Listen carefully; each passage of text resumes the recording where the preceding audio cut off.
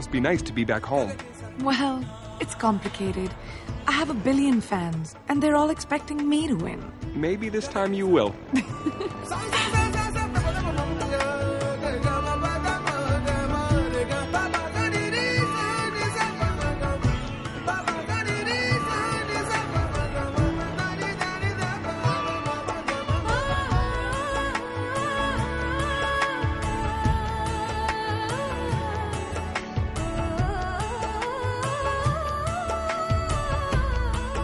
Wow!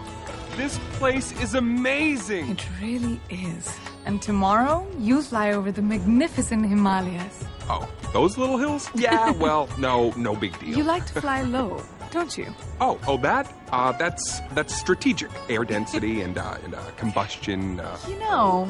You could follow the Iron Compass instead.